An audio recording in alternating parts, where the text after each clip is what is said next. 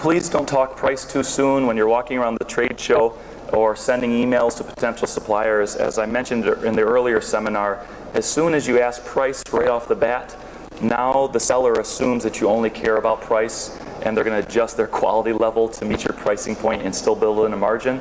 So it's better to find the right supplier, ask about their quality systems, their lead times, their experience, their customer references. Then when you narrow it down to like 2 or 3 high potential candidates, you start talking price. Also, here at the trade show even, we get a lot of buyers that come to me and say, Mike, my orders are kind of small, and the suppliers are telling me they only want big orders. They have minimum order quantities that I can't achieve. What do I do? So I often say, well, first off, at least that factory is being honest about their minimum order quantities. They didn't accept your order, get you to pay a deposit, and then tell you that they have minimum order quantities. So that's a good thing. At least you know what you're going into. But don't just say, oh, I'm sorry, I'm too small, walk away. Ask that factory, tell me how you came up with that minimum order quantity. Maybe they say that they have a minimum order quantity of 500 units.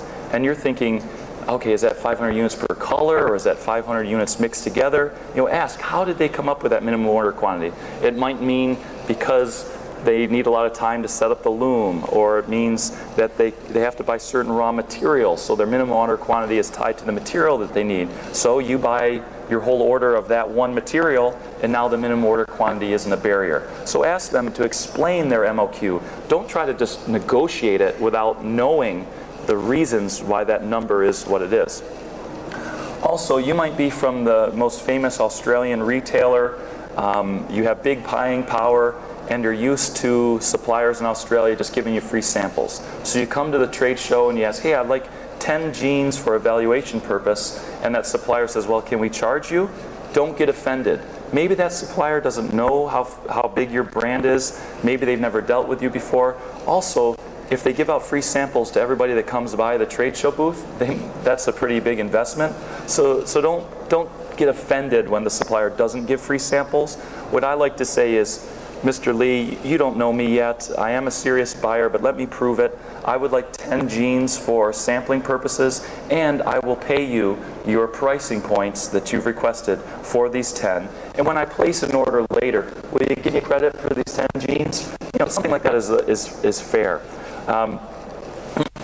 Also, as a buyer, you need to sell the seller. What I mean is, of course, every seller out there wants to deal with a famous brand and big orders.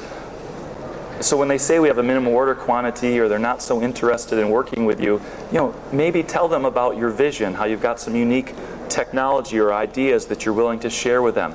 Maybe they have customers in America, but you can be their exclusive partner to open the Australian market. Maybe you're willing to go to China and work with their design team to create some new innovative ideas. So if you can bring something to the table other than volume, that might get you in the door with a mid-size or large factory. So you have to present a reason for doing business with you. It's not like the old days where simply because you're Australia or from America, you show up at a factory and they're like, how can we get the order? Now there's so many buyers making the trip to China that we kind of have to compete with each other to get the interest of the seller.